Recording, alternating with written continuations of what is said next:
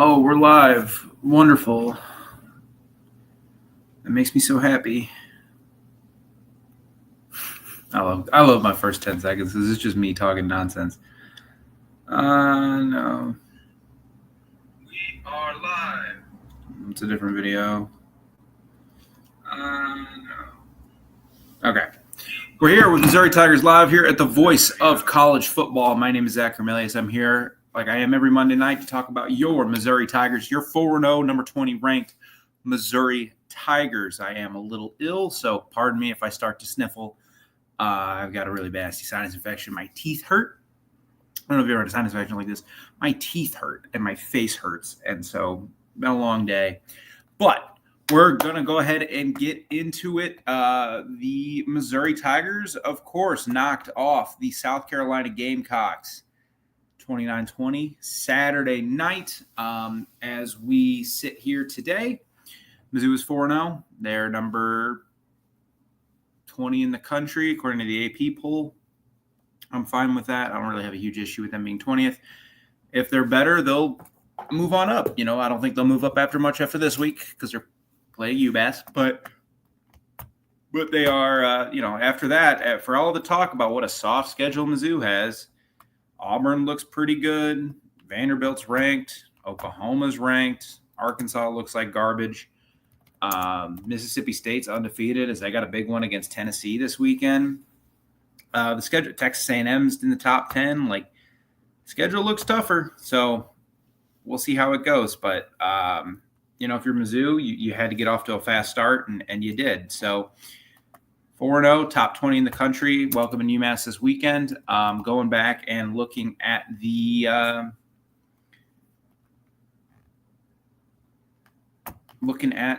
game from Saturday. I go live pretty quickly after the game.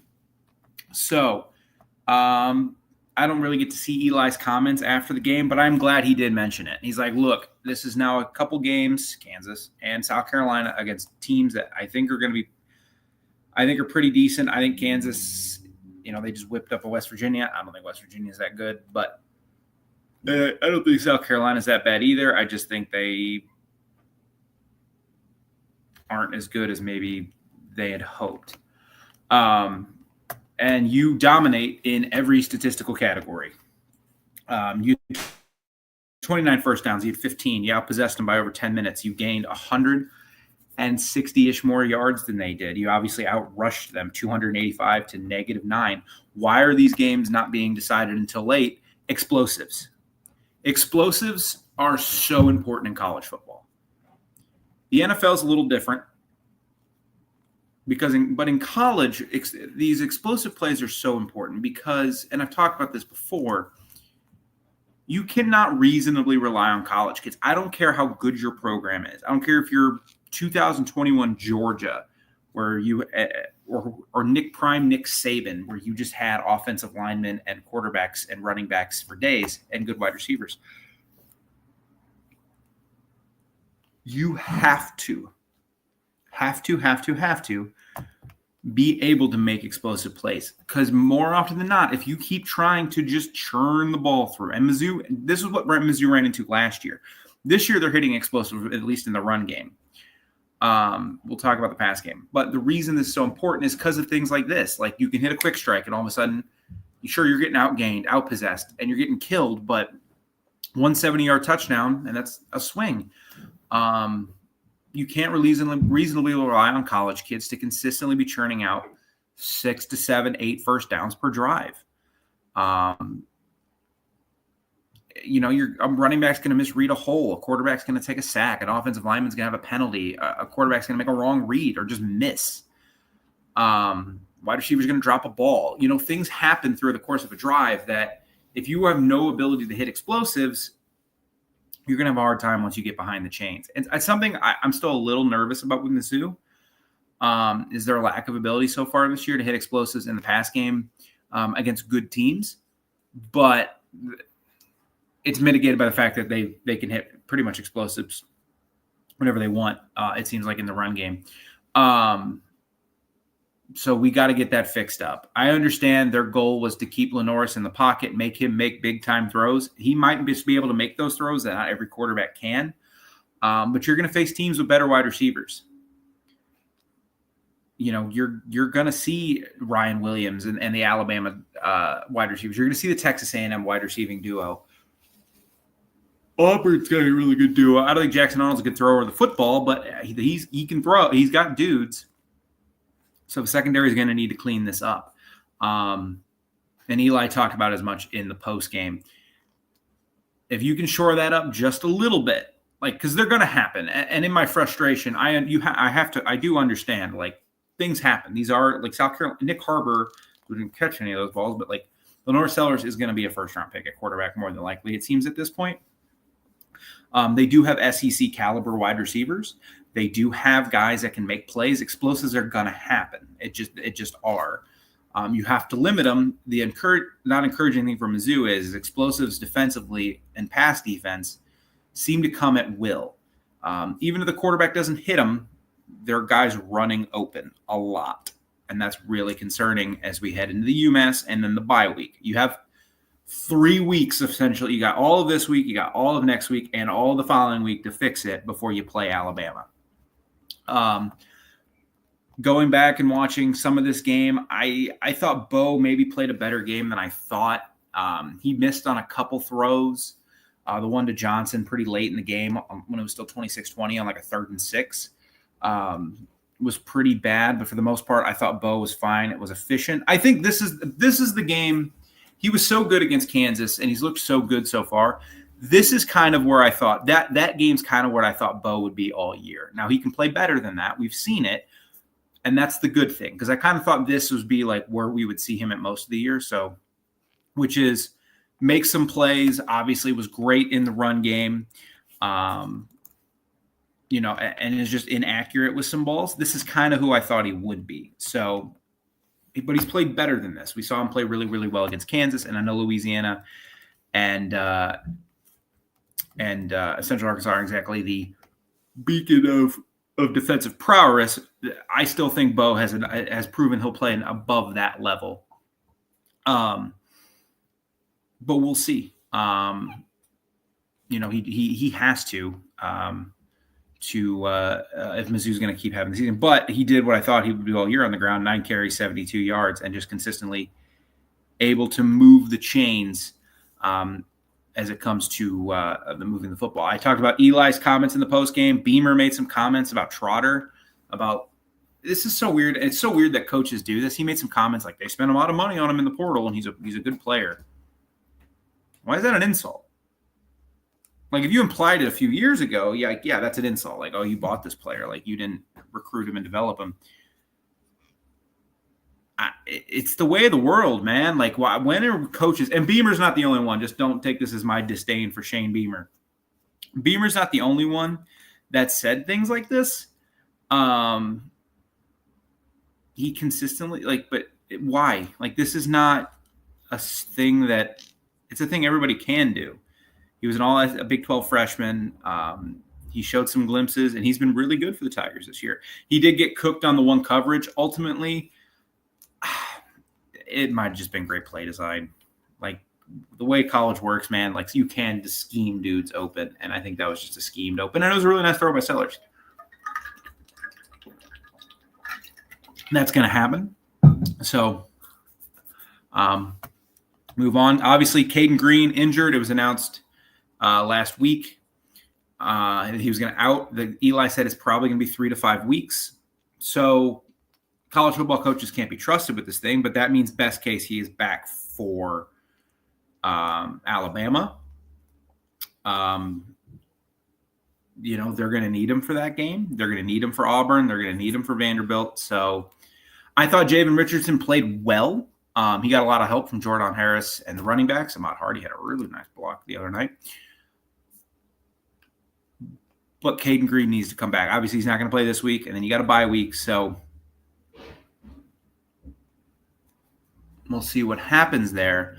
But I'm really encouraged by Richardson's play, and obviously we'll get into UMass here in a minute. There's really not much to talk about. I think if he's back for the Bama game, I'll be surprised. I think he'll play in the Auburn game, just kind of from the sounds of the way Eli was talking. But South Carolina, look, it's a game we talked about all offseason. And I talked about it a lot. Like, I never really thought we're going to lose the Kansas game. And look, Kansas might be good. I had them at like 7-8 wins, but there's a real chance here. I think they play Cincinnati and UCF over the next couple of weeks. So that'd put them at what? So they're 3-1 right now. 5-1. Let me look at the KU football schedule. Like, I think Kansas just might be good. So, but I never thought you were going to lose that game. You're obviously not going to lose Louisiana or South Carolina, or not South Carolina, Central Arkansas.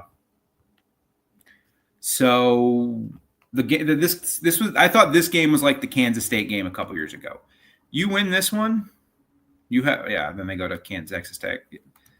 Look, not to toot Kansas's horn, but if they can beat Cincinnati and UCF, get to 5-1, I think they'll beat Kansas State, so that's 6. They can beat Oklahoma State, that's 7.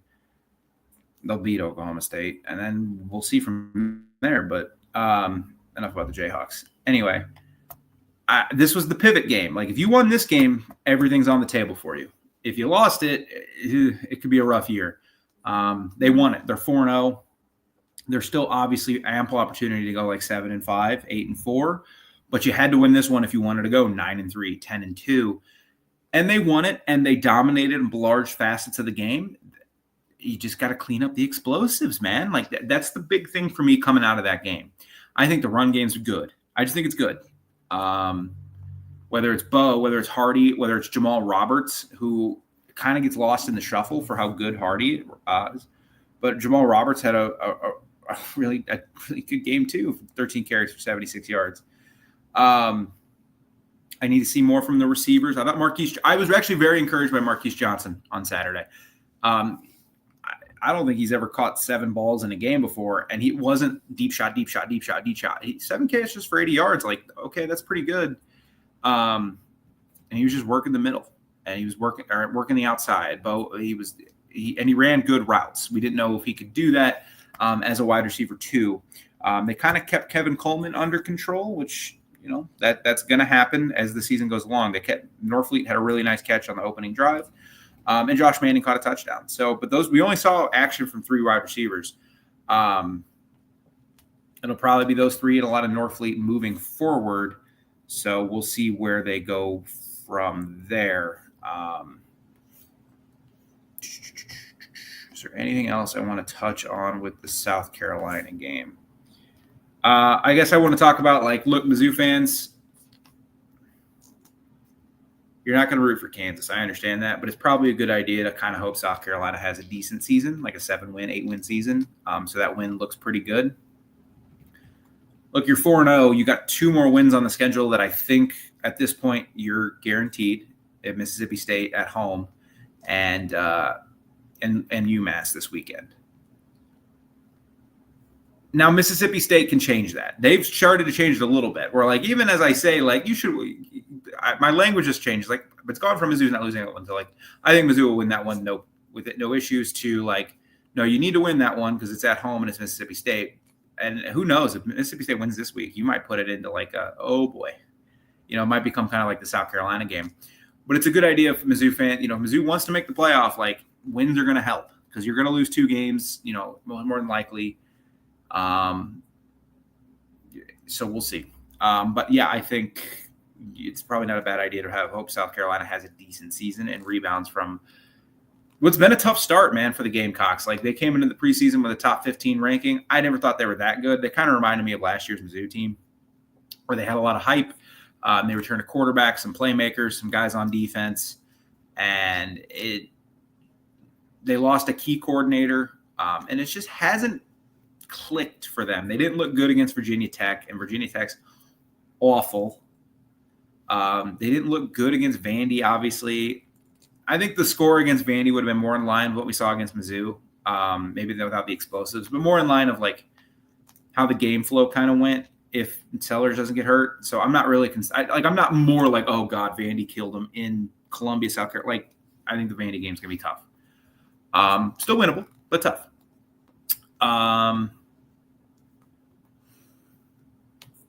What else was that? What was and they didn't look good against Mizzou, obviously, outside of a few big throws from Sellers. And they didn't even look good against South Carolina State. So we'll see how they do moving forward. I wouldn't be too confident if I were them, but Beamer does kind of sort of like Barry Odom. Beamer does it against better teams than Barry Odom did, but like he seems to find a way to get his teams to improve and play pretty well down the stretch. They have to beat Kentucky this weekend. If they're going to make a bowl game, they have to win this game against Kentucky because the stretch for South Carolina after that, at LSU, Oklahoma, Alabama, at Ole Miss, at Texas A&M, Coastal, Clemson. Clemson looks bad. They can beat Coastal. Those are 6 wins right there. If they steal another one, maybe Alabama at home, maybe Oklahoma. Like, I don't know which game it's going to be, but it's a tough schedule. So, for the Gamecocks, like Mizzou got the win. That's a huge win. South Carolina moves 0-2 in the SEC. We'll see where we go from there. The other thing I want to come out of this game is you're starting to see a little Heisman hype for Mr. Hardy. Different podcasts have been like, look, he's a top 5 running back in the country, like Justice Haynes and Jeremiah Love and the guys at Penn State who just really haven't played anybody yet. I don't think he'll win the Heisman. I think it's going to be very hard for a Missouri running back to win the Heisman unless he puts up absurd numbers, which he is. He's getting close to being like doubling up the next. No, he's really not, but he's a decent amount ahead in the SEC running back, like rushing leaders. Like he's just awesome. He's been great all year. It's kind of the point where like other schools and other teams and national media guys are taking notice. Like, how did Mizzou get this kid? And look, if you follow college football like we do here at the Voice of College Football, you know that we saw Ahmad Hardy at Louisiana, and he was awesome. Let me look at rushing leaders. Yeah, he's second in the country. He's 67 yards ahead of 63 yards ahead of Justice Haynes. Hollywood Smothers is pretty close, but yeah, he's definitely, and the kid at USC is really good too. I watched him play Michigan State after the post game here. Yeah, he's got 600 yards rushing. So he's going to need to continue putting up 100, 120 plus yards a game. You got Alabama in a couple weeks. We'll go ahead and then get into UMass, but there's another chance if Hardy can put up like another 200, 220-yard game, and he's getting close to 1,000, and you're not even halfway through the season. Maybe it's something to look at, but I just at this point I'm not overly confident you can get there with the schedule. And I just, unless Mizzou like finishes 11-1 and he rushes for like 1,800 yards. Like I watched Melvin Gordon run for like 2K and 30 touchdowns and didn't get it. So, or Monty Ball, not Melvin Gordon, is what it is. But he's awesome, man. I firmly believe Mizzou has the best running back in the country. And we get him for another year, which is cool. So anyway, it is homecoming week. UMass comes to town. There's not a lot to talk about here. Like this, I've talked about UMass in the offseason. It's a disaster program. It just is. Like you don't want to talk too much badly about certain teams or programs. You're just we're going to talk about later. Like you're just a couple things away from turning into a school equivalent of like where UMass is. Not like you'll ever be as bad as UMass, obviously, but they're the worst team in the Power. One of the worst teams in the Power 5 or in the FBS. Good Lord. They're down there with a lot of those MAC schools that are just at the bottom of the charts, man. Like it is so difficult to talk about UMass with any sort of positivity. The fact that you played there is a little,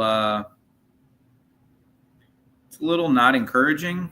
I didn't really appreciate it. And in Connolly's SP Plus, they are dead last. Even behind a team like Kent State, who we've talked about, I don't think would make the FCS playoffs. I don't think UMass would make the FCS playoffs. They're 0-3 this year. They started off playing Temple, another program where Matt Rule's not coaching them, has been kind of just not very good. Temple is 2-2 though. So who's their second win against? It's got to be an FCS or a MAC, right?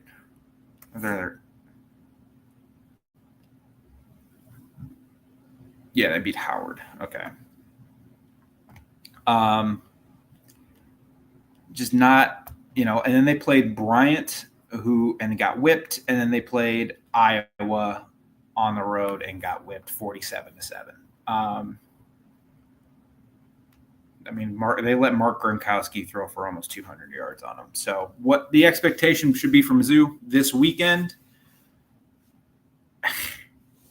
get in and get out. It's a late game. Like, look, I'm going to be perfectly honest with you guys. And I do apologize for this. I love my Missouri Tigers. Obviously, I would not be doing this. Oops, that's another Teams Things graphic. I would not be doing this if I did not love my Missouri Tigers. But I watch games on 4 screens. The big TV, I'm having people over, is going to be the whiteout. Second TV is going to be Alabama, Georgia. The third TV, which is usually the one right, because I have my setup. I wish I could show you guys sometime. Will be the Mizzou game, and I'll keep a lot of eyes on that because I have to, because I do this. But, man, this is a game you should go in, and at halftime it should be 35-0, and you get out of town. It's another game like Louisiana where Marquise Davis gets a lot of carries. I would let Zollers throw a little bit more. And see what guys like Sean Terry and it's the guys that you should get a half of guys that you might not see the rest of the season because they're going to redshirt.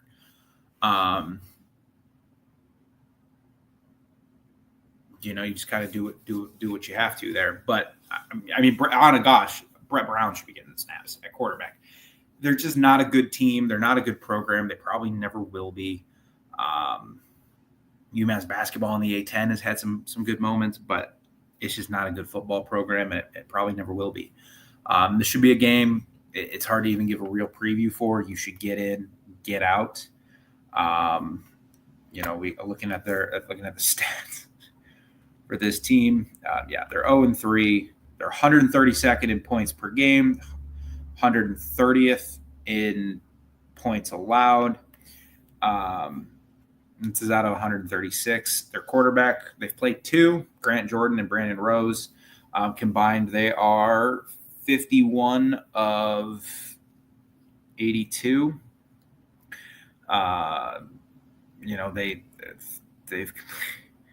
They're averaging about 5 yards in attempt. Jordan 6 yards in attempt.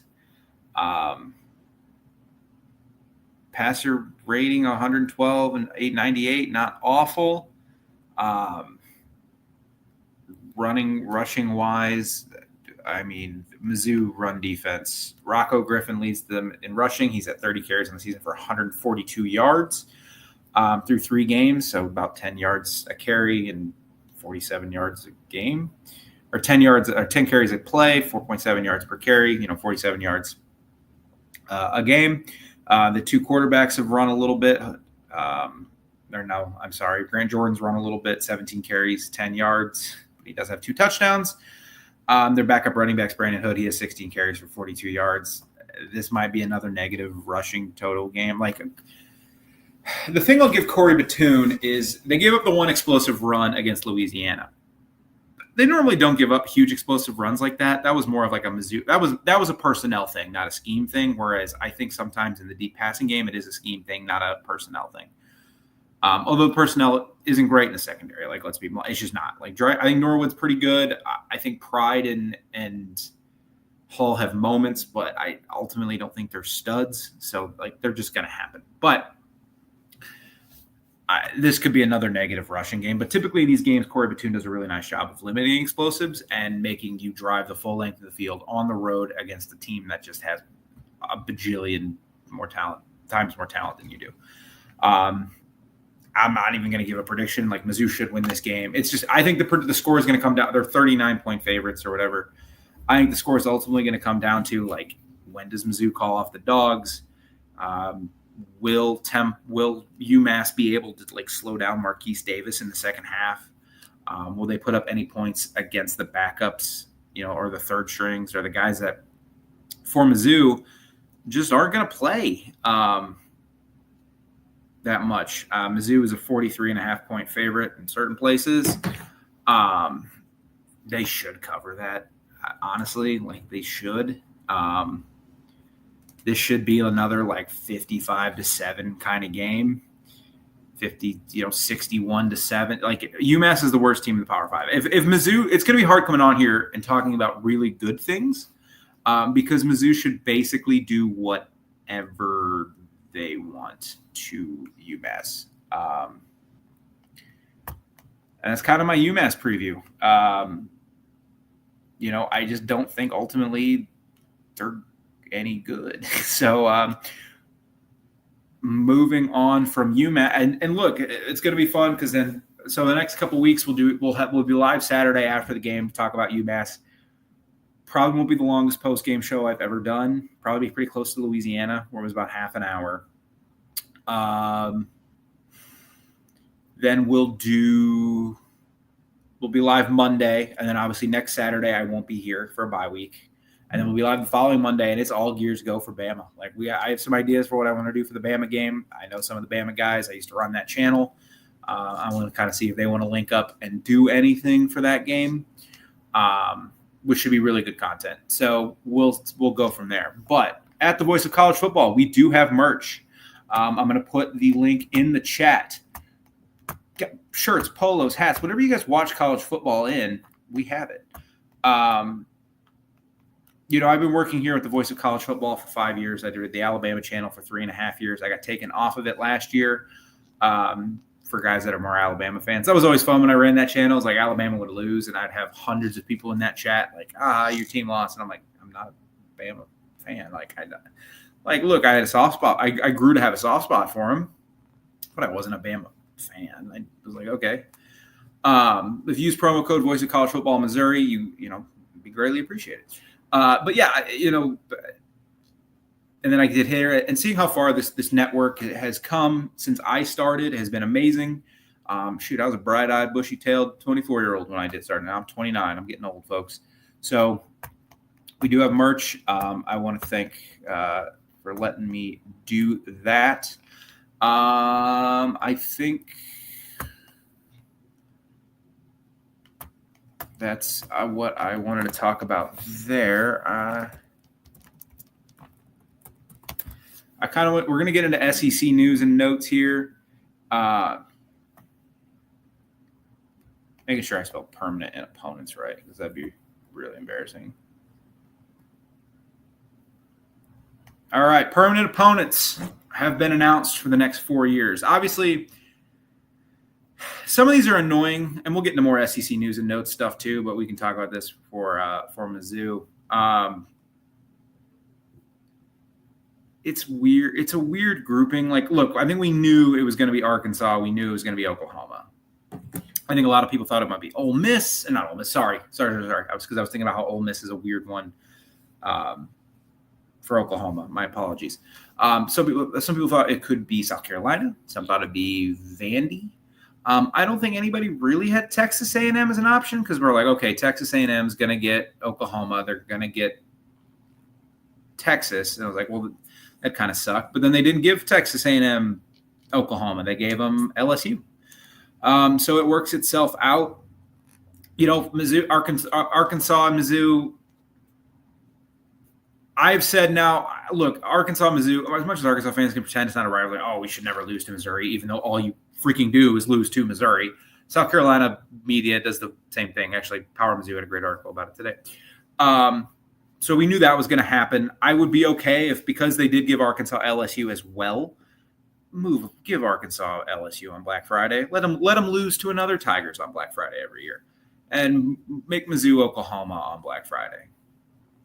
Like, I think that's what should happen. Oklahoma, it's really fun. We'll see. The Oklahoma is good this year. They're really good. That defense is nasty. And I think Mateer makes enough plays. I don't think he plays well in structure. So Mizzou can, I think, exploit that. And I think some teams might exploit that down the road. But I think Oklahoma's good. I think Oklahoma's a really good football team. I would pick them to beat Mizzou today by like 10 points. We'll see what Oklahoma is next year. I think Mateer has another year. But when Arbuckle's gone, because Arbuckle's so good, man. He's so good. And we'll see when he's gone, like how Venables kind of reignites a lot of things. They did whiff in the portal in the running game. That's my main concern with Oklahoma. We're not here to talk about. But Oklahoma was always going to happen. Texas A&M, man, I don't know. I would have preferred South Carolina. I would have preferred Vanderbilt. I even would have preferred Kentucky, even though we haven't played Kentucky in a couple of years. Like South Carolina gets its East opponents, Vandy got Auburn and Tennessee and Mississippi State. Like I would have flipped Mizzou and Mississippi State, and Mississippi State could have had Texas A&M or whatever. Like I don't know how you change that all up, but like Texas A&M, Mizzou, for a long while there, they shared the Big 12, and Mizzou in the back half of the 2000s won a lot of those games, and then they got to the SEC, and Mizzou killed them, or A&M killed them in 12. Mizzou got them in 13 and 14, and then they didn't play again until 2021. And A&M got Mizzou, and then they got them again last year, both games in dominating fashion. So this will be the third time Mizzou and A&M have played in 11 years. Like, there's just not a lot of traction there. Like, there's no built-in. Like, I don't like A&M because it's a cult, but like I have nothing against like Mike Elko. I love Mike Elko. I think Mike Elko is the coach. Early on, if you've ever read my Twitter a couple years ago, I was like, if Mizzou fires Drinkwitz, and this is before the 23 season, like go all in on Mike Elko. If you can't poach the Duke coach, get out of the conference. But then Mizzou had a great season, and Elko went to Texas A&M, and he's doing a really nice job. So, as far as Mizzou's permanent opponents, yeah, I would have preferred like a Vanderbilt or South Carolina. Vanderbilt would have been nice because they would have been like, you should beat Vanderbilt every year, and you should beat Arkansas most years. 2 wins. Okay. Now you don't have that. You more often than not probably going to get 2 losses, at least like based off talent and where the games are and all that stuff changes as SEC moves to 9 games. Thing is, I don't think it ultimately matters because you're going to get other SEC games. We'll know the full schedule tomorrow. We'll talk about Mizzou's 2026 draw on next week, Monday, because I think it's being revealed tomorrow night. But I'm not too crazy about it. I'm just going through some of the other permanent opponent lists. I'm shocked they did not give Tennessee. I'm shocked by the gift they gave Tennessee. They get Alabama. I thought they were going to get Vanderbilt. It's an in-state thing. I'm shocked they gave them Kentucky and not Georgia or Florida. Now, I'm going to go ahead and guess they will play Georgia or Florida every year of those. But it's going to be weird that we're not going to get that a couple times. Who else did I think did well? I think Florida, if they ever get their act together, if they hire somebody competent, that's 2 games talent-wise you should win every year in South Carolina and Kentucky. Auburn, the fact that you got Alabama and Georgia, like, man, and you're getting Vanderbilt as they're on the, we'll see what Vanderbilt is when they lose Pavia next year. But the team I think that got screwed the most is Arkansas. Like Arkansas was like, you couldn't give us Mississippi State or something, like a program we think we're better than. Like the dregs of the conference were always going to get kind of screwed. But like, I don't think Kentucky is that bad off. Kentucky gets Florida in a state of flux. Tennessee's obviously looking really good. And they get South Carolina, who, they're not that much worse than. Mississippi State, I think, did okay. Like you get your rival in Ole Miss, you get Alabama, but you get Vanderbilt. Vandy gets Auburn, Tennessee, but Arkansas, man, like you get Texas, which they wanted Texas, they wanted LSU. I don't think they didn't want Missouri, but they got Missouri. But man, like you get 3 programs that are better than you every year. So I think they got kind of screwed. Georgia, I think, got incredibly well off. They're better than Auburn year in, year out. They're better than Florida year in, year out. They're better than South Carolina. Auburn and Florida can try and match talent level. Like I don't think Auburn really has a chance. Florida could if Florida ever gets their act together. Ole Miss, Oklahoma is such a weird pairing. Like I would have given Oklahoma it's weird because I know they wanted to give Arkansas, LSU, and Texas and Mizzou. So I don't think that was ever going to happen. But I almost would have given Oklahoma. They seem to really want to make this Oklahoma, not Arkansas, excuse me. They gave LSU, Texas A&M, Ole Miss. I know they really seem like they want to make this Oklahoma LSU thing happen, and they're just tossing it away permanently for 4 years. Now, obviously, these games are going to rotate. And who knows what college football is going to look like let's see, this is for the 26 season. So 26, 27, 28, 29, who knows what college football is going to look like in 2030. But I thought with the permanent opponents, I think the SEC actually for the most part did a fine job. Like, look, if you're a bad team, you're going to get kind of screwed. Mizzou got 2 of the 3 teams I thought they'd get. I would have preferred South Carolina or Vanderbilt. Mostly South Carolina, because I think you've built a pretty good rivalry in with South Carolina, but I understand giving South Carolina 3 of its old SEC East opponents for more of like the traditional rivalry stuff. But Texas A&M getting Mizzou, Texas, and LSU, that's tough. I think Tennessee and Georgia have to be pretty happy. I mean, if you're Tennessee, you're probably going to play Georgia or Florida those years anyway. But the fact that you're banking, you should bank 2-1 at worst, and you've beaten Bama two of the last 3 years, going into every season, which is a good spot to be in. So we'll see. But I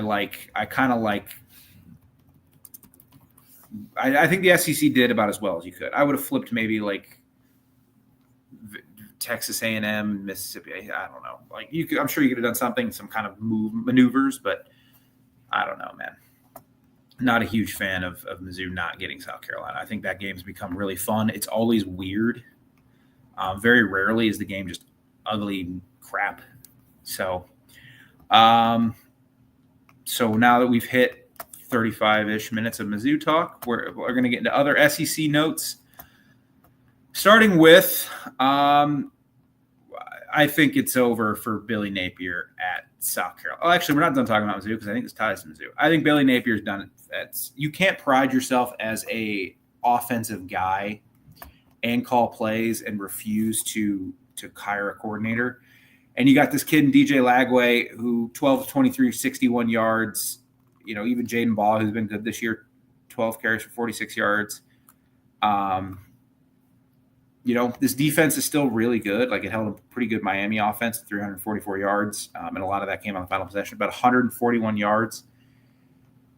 Hey, look, Billy Napier's probably going to go. And I know they're in the same spot last year, but how many times can you pull we should get fired? Now, the thing with how this ties back to Mizzou is I would be shocked if Eli was not a coach that was called. We'll have plenty of time to talk about this if and when Napier does get fired, but I would be a little surprised if Eli doesn't get a call. Now, if you are Eli, there are pros and cons of the University of Florida. One thing that is indefensible, and I'll be the first person to admit this, you can win a national championship at Florida. You can't at Missouri. As things are currently constructed, you cannot win. Now, maybe that changes with rev sharing and all the other crap. You cannot win a national title at Mizzou. You can definitely win a national title at the University of Florida. There's ample recruiting grounds. There's more money, yada, yada, yada, yada, yada. However, with that, I think what makes Mizzou better is the expectations are not insane. Eli went 500 3 years in a row. And while there was some pressure on him that 4th year, it wasn't like, hey, you got to win 10 games, you're done. It's like, hey, we need to win 8 games here. Like, the pressure was not insane. And since then, they're 25-5 or 25-5. So obviously things Eli's done really well. The money will not be like incredibly different. Like, I doubt Eli's making 9.5 at Mizzou. I doubt he's going to get like 11 to coach at Florida, but maybe. I think there are definite reasons for Eli Drinkwitz to leave Mizzou for the University of Florida, if and when that it comes to that. And I think there's pretty good reasons for him to stay. It's just kind of what he views Florida as. I wouldn't be shocked if like his agent reached out last year or whatever, but I think Florida will go for other options first, like Kiffin. I think Jed Fish would be a really good hire for them just because he's a Florida alum. His programs always get better. And the big thing that coaches that because of this era of college football, he has a pretty young team at Washington, and he's got a quarterback he can bring with him because you're going to I would assume DJ Lagway leaves after this year if Napier goes. But, I don't know that for sure.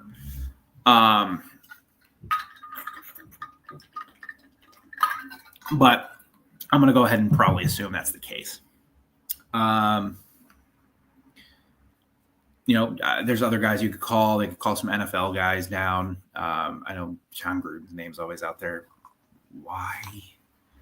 I beg Arkansas or something to hire John Gruden. We'll talk about Arkansas here in a second. There's other coordinators you could definitely look at hiring, like Glenn Schumann. But if you're Florida, I would be shocked if Eli kind of gets some mention as a coach there.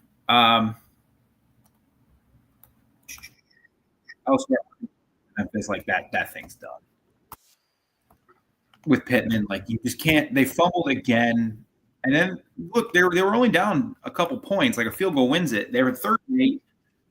Memphis's quarterback goes out of the game because his helmet comes off, and their backup quarterback pushes through three guys, and they win it. That can't happen if you're the Arkansas Razorbacks. I know people were upset about the March Manning thing with the kid from Sam Houston. I don't really care. The Oklahoma defense, the two teams that was on Mizzou's schedule, Oklahoma and Auburn. Jackson Arnold still cannot throw a football. I talked about Oklahoma's defense a little bit, but it looks awesome. You kind of expect Brent Venables' defense to be really good. Jackson Arnold, 21 of 32 for 220. Jeremiah Cobb, 6 for 61. Jackson Arnold, 20 carries for negative 11 yards because he took 10 sacks. Jaden Jackson had 2.5 sacks. R. Mason Thomas had 2 sacks. Like, just ESPN's only counting 9 sacks, but 10 was the number I kept seeing. The thing with Oklahoma is they still just do not have a run game at all. Mateer can do it a little bit, but Blaylock, they brought in Jade Knott, who was so awesome at Cal 2 years ago, and just has not become kind of what they need him to be. He's not Hardy. Like, I'm sure now they're really regretting not going after Ahmad Hardy, as are a lot of teams. Elsewhere in the SEC, Ole Miss dominated Tulane. That was impressive. If Kiffin goes back to Trinidad or goes back to Austin Simmons, that's a money thing. Vandy gets revenge against Georgia State. They put up 70. And Mississippi State, not a great start, but it was only 14-10 at half, and in the second half kind of put it on Northern Illinois, which is not something they did last year. So you have to be pretty excited about that if you're a Bulldog fan. Huge game this weekend for them. Really excited for the slate this weekend. This is like the first mega slate as conference play really gets going for college football. Mizzou has UMass, of course, so they're not in on it, unfortunately, because they're just not.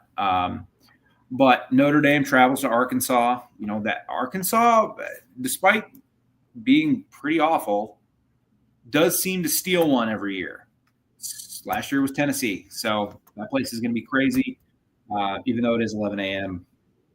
It's at Razorback Stadium. Vanderbilt gets another game they should win. They'll get to 5-0. They're in the same spot as Mizzou. Like, they can just kind of watch the chaos unfold around them. LSU goes to Ole Miss. That's a super, man, if Ole Miss wins that game, see if the LSU offense can get a win like this on the road against a much better team than Clemson. My thing with LSU is I think Blake Baker's really good at his job. They got vaulted into the top 3 because of their wins. Florida doesn't look like a good win, and Clemson, they lost, but worse to Syracuse. So Auburn at Texas A&M. Dangerous game for Auburn. Dangerous game. Because they play at A&M and then they have a bye and then they play Georgia. You could very easily, if you're Texas A&M or if you're Auburn, think you're playing pretty well and you're 3-3, and now you got Mizzou, who could be coming off a big Bama win or a loss to Bama at 5-1, and looking to rebound their season. And you got Arkansas, Kentucky, Vanderbilt, Mercer, Bama. So big game for Auburn. Danger. They need a win here. Tennessee, this is a huge spot because you're going on the road in a game. Like, you already have the loss. And look, you looked pretty good in that loss. It was a missed field goal away from beating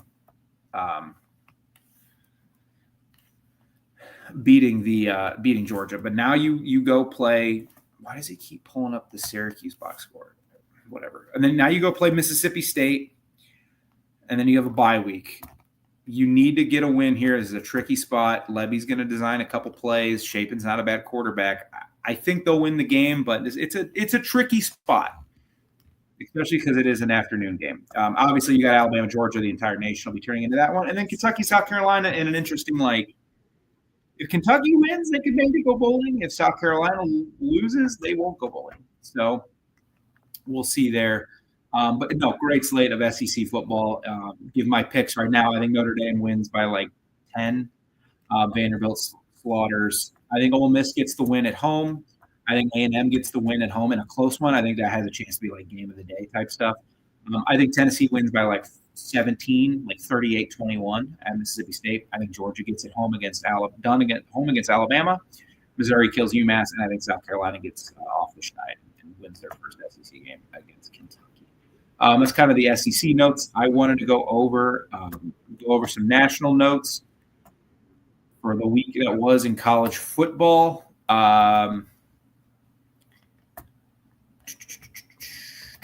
No, I don't want Sunbelt scores, ESPN. God, I don't know why I use ESPN. I just need to use CBS like a human being.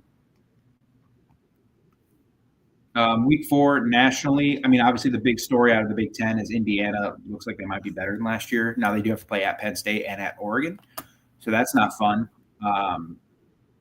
But they look like a pretty good team. My old friend Mike Gundy, he's not going to last much longer. That's going to be an interesting coaching search. Texas Tech, look, man, this is why NIL money matters. There's no team in the Big 12 that can win a natty, but Texas Tech has a chance to maybe move into the territory where, they could, because they spent a lot of money, and that money paid off in a big way against Utah on the road, too. Michigan beat Nebraska. Michigan kind of looks like 23 Michigan in terms of how they'll run their offense, not in terms of how bad they are.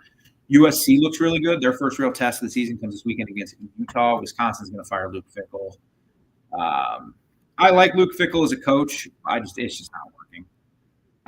Not really much else I want to talk about from a national perspective. This week in college football, it's going to be fun, man. I don't know how you don't look at the slate and you don't get super duper excited. It starts Friday night. Florida State. This is an interesting spot. At Virginia, a Virginia team that can score. We've seen Virginia score points. You're in a look-ahead spot. You got Miami the following week. Are they at Miami or is it Miami at home? Yeah, you get Miami at home the following week. You go into sleepy Charlottesville against a Virginia offense that can score with Chandler Morris.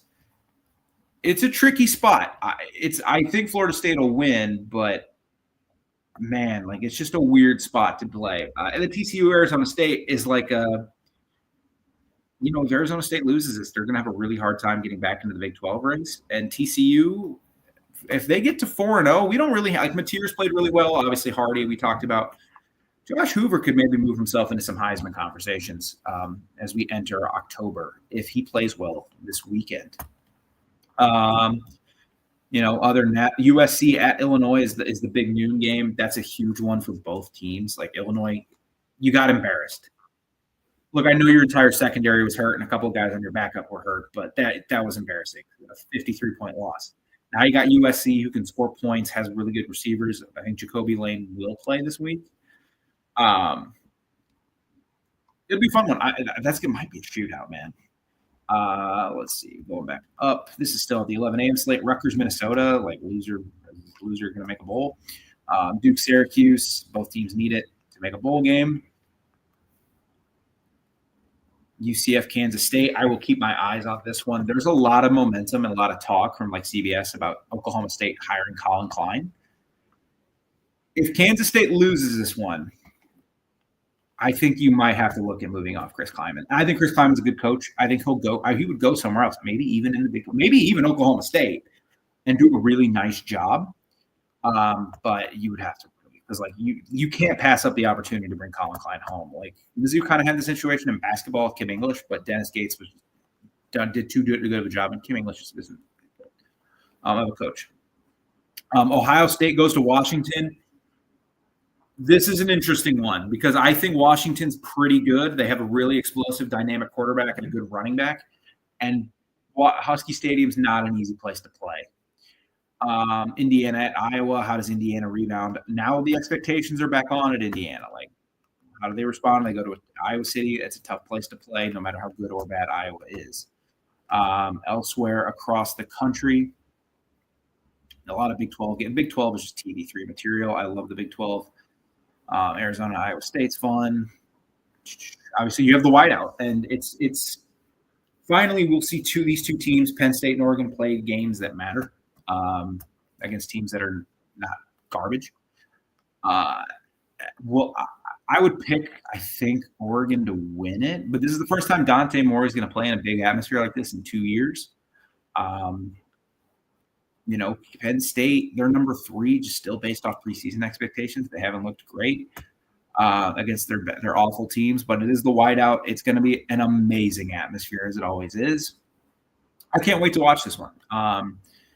It should be an awesome game. I'm so glad. Like, look, last year the whiteout was, I think, against Washington, and I know that's scheduled in advance.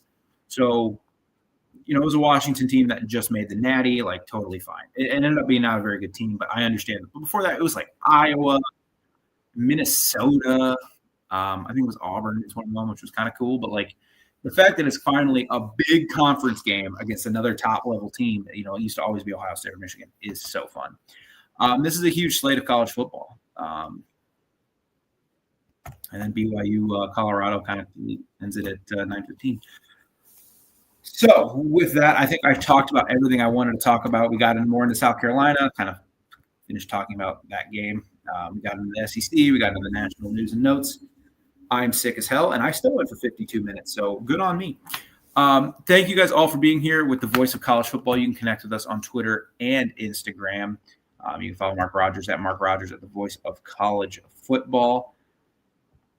Thank you all for being here. Please like and subscribe. I'm here every week, sick or healthy, and I think I know what I'm talking about. I don't have all the pizzazz in production. I'm still working on that. I just work so much. I feel like I'm never home, for God's sakes. But thank you guys all for being here. Please subscribe to Mark Rogers, the Voice of College Football. Didn't realize I made that a ticker, not a thing, but whatever. You have listened to Missouri Tigers Live. And MIZ, man, we'll be back Saturday after they beat UMass, and then it's going to be a long 2 weeks before that Bama game. So thank you guys all for tuning in. I hope you have a wonderful night. Enjoy the Monday Night Football game. Enjoy your week. Here in the Midwest, it's starting to get a little cooler, which is nice. So have a great week, and I'll see you on Saturday.